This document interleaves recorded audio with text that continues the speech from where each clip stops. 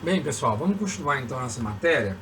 E aqui eu estava falando para vocês no último vídeo, né, sobre aquela segunda fase da história do direito romano, que é justamente o da República. Nós vimos aqui que houve uma transformação, a participação maior dos plebeus, isso acabou gerando uma alteração no próprio modelo político, né? O Senado agora também tinha a participação dos plebeus dentro das suas discussões, inclusive até em algumas vagas para esse Senado. Muito bem. Surge aqui também uma manifestação interessante, não é? Aquelas autoridades que tinham que decidir os conflitos entre as pessoas começaram a registrar essas regras de como que eles processavam esses conflitos, como que eles decidiam esses conflitos, tá? Então começaram a surgir o que a gente chama aqui dessas declarações, que eram os editos, que a gente vai estudar na próxima unidade, vai falar um pouco sobre os editos pretorianos, que eram feitos pelos magistrados pretorianos, ok? Então depois a gente vai explicar daqui a pouco o que era um pretor naquela época. A gente vai ver que tem uma identidade muito forte com uma autoridade que vocês, ao se tornar operadores do direito, vão ter um contato direto, que é a pessoa do juiz, ok? Muito bem. Então, nesse segundo período, a gente vai perceber que começam a surgir uma maior organização, vamos dizer assim, do direito. Inclusive é aqui que vai começar a surgir a necessidade de uma codificação, que a gente vai falar posteriormente nos vídeos dos encontros seguintes. Já chegando no terceiro período, né, que é o Alto Império, ali a gente vai perceber o seguinte, que dentro de uma questão política e administrativa, até mesmo jurídica, houve uma expansão muito grande do território romano, principalmente, e com isso teve que se aumentar, vamos dizer assim, a estrutura, inclusive, dessas autoridades. Inclusive, por uma delegação de atribuições, ou seja, teve que se criar leis para estabelecer comportamentos, né, sanções e uma obediência àqueles que viviam dentro do território romano. Então, esse terceiro período, chamado de Alto Império Principado, é onde a gente vai perceber que há uma descentralização, vamos dizer, né, em que você vai encontrar dois tipos de leis. As leis imperiais, que eram assuntos, né, vamos dizer assim, de interesse do imperador para manter a unidade do território romano, e as leis consulares, que eram feitas por magistrados, em especial, né, os cônsules, né, que podiam propor ao Senado matérias de interesse, vamos dizer assim, administrativo, que não tivessem a ver, por exemplo, com uma questão de proteção do território nacional ou questões, por exemplo, tributárias, mas questões que viessem a regulamentar, vamos dizer assim, né, as leis imperiais. E também no terceiro período vai acontecer, como fonte do direito, que a gente chama, né, a edição de consultas do Senado, onde esse importante órgão, né, do poder legislativo, na época, ele podia editar atos para que fossem aplicadas as leis que ele votava. Então vai surgir aqui, né, os senatus consultus, tá? Por outro lado, vão surgir o que a gente chama de constituições estaduais, imperiais, perdão, que na verdade não o que a gente conhece hoje como uma constituição, que é uma lei maior do país. As constituições imperiais, na verdade, eram leis que vinham com uma força de serem cumpridas sobre questões mais abrangentes. Essas leis foram denominadas de constituições imperiais. E a gente vai encontrar também, não é, uma terceira fonte aqui, que é a responsa prudente, tá? Que eram pareceres que eram dados por pessoas que já entendiam da legislação naquela época. E esses pareceres, essas manifestações, elas acabavam por interferir no julgamento das questões entre as pessoas, tá? Então, isso vai desaparecer no Baixo Império, principalmente, né? Quando o imperador percebe que existia muito poder com os senadores para legislar, muito poder com os pretores para julgar. Então ele traz isso de volta para si,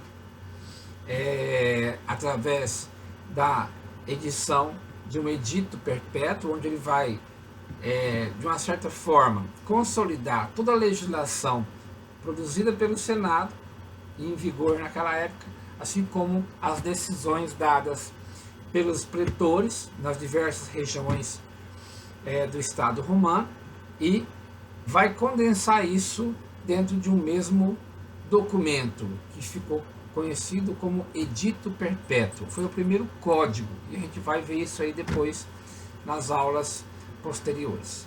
Então, no Baixo Império há uma redução do poder dos senadores, dos pretores, e por consequência também muita perda do sistema jurídico que até então tinha se desenvolvido naquele tempo. Ok? Muito bem. Agora vamos falar aqui para vocês entenderem, não é? Eu comentei com vocês aqui sobre pretor, sobre magistrados. Então vamos entender o que é um magistrado hoje para nós.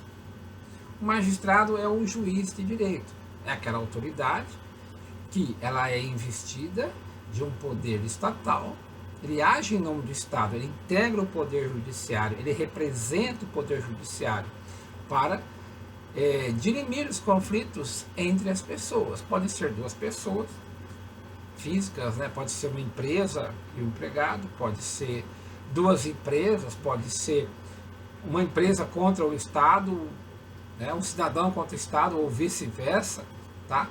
Quem vai dirimir isso não são mais as partes entre si, mas uma autoridade, tá?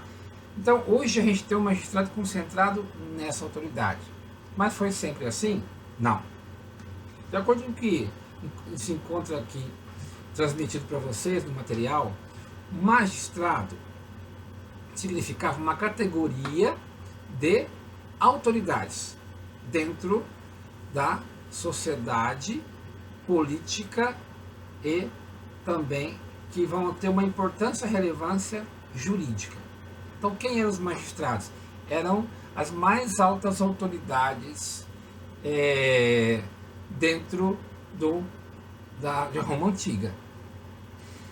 Com exceção dos senadores, que vão integrar lá o poder legislativo, principalmente, a gente vai ter, vamos pensando assim, para funcionar o que a gente conhece hoje como poder judiciário, a gente vai ter um magistrado X, tá? Que tinha o nome de pretor. A gente vai falar muito sobre os pretores em unidades seguintes, tá? Então a gente tinha aqui a magistratura, vamos dizer assim, a magistratura romana antiga, ela se compõe de 5 cargos. O cônsul, que era o mais importante deles, porque era ele, por exemplo, que ele, de acordo com o material que é passado para vocês aqui, ele era o responsável pela presidência do Senado. Então, o senador, né, ele simplesmente legislava, ele discutia, mas quem dirigia o Senado não era um senador, tá? Era um cônsul. Muito bem. E ele também tratava, juntamente com o governo, das questões mais importantes. Ele também era o responsável pela proposição de leis. Então, as leis que vinham do imperador, né, vinham pelas mãos dele também.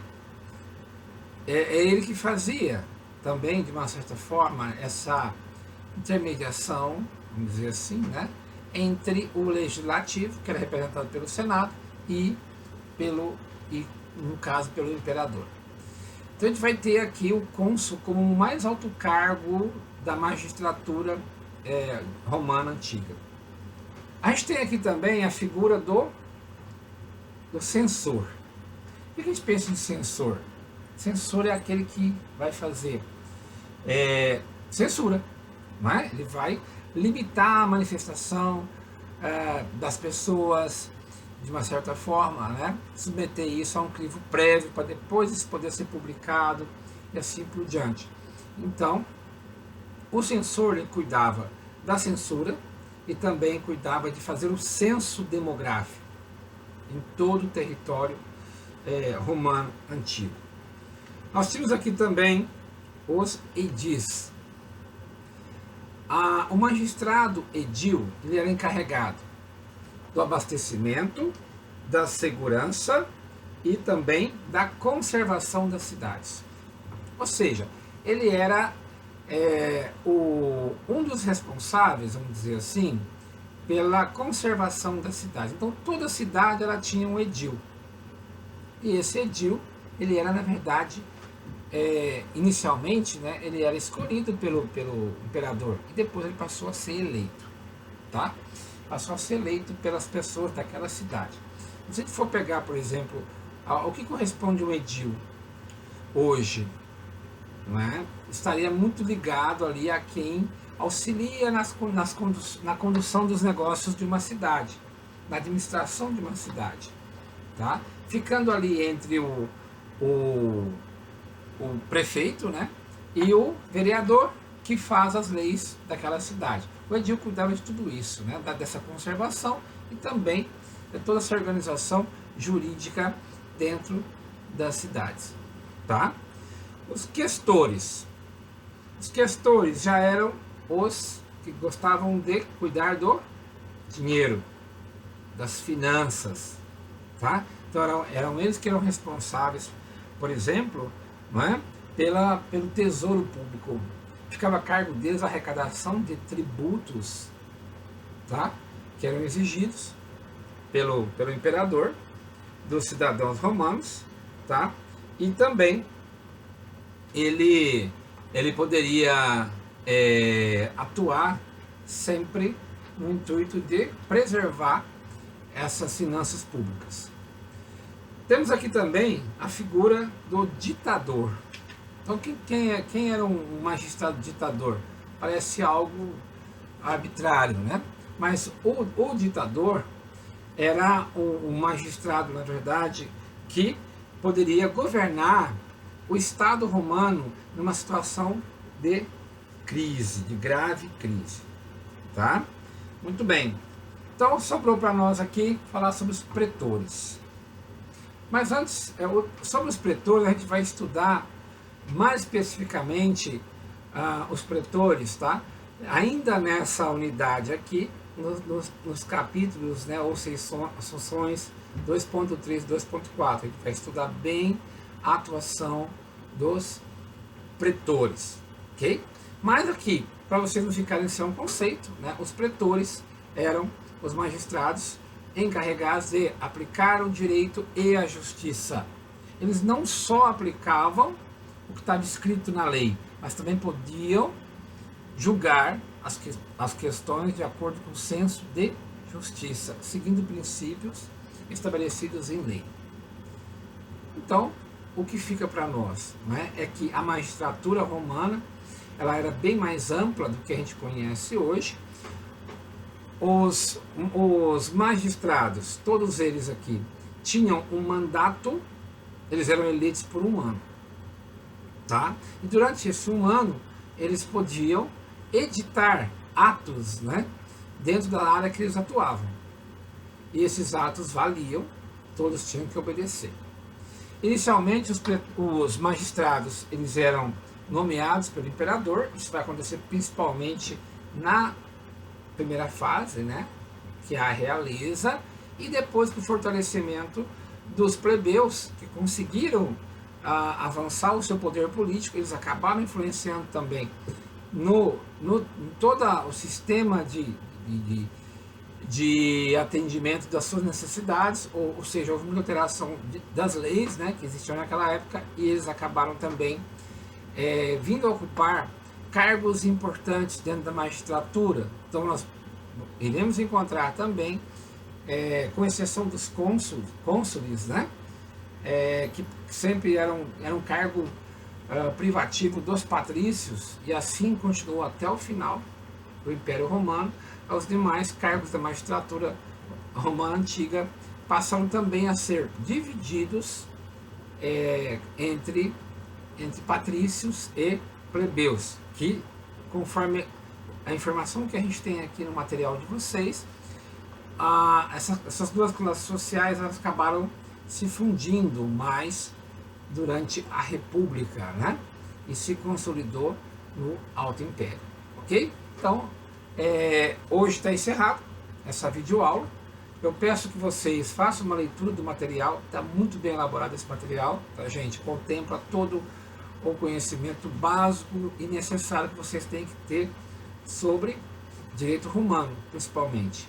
E façam as questões que estão aqui propostas para vocês logo após o material, tá? Nas próximas aulas a gente vai começar, como de costume, corrigindo essas questões, ok? Um abraço e até a próxima. Até mais!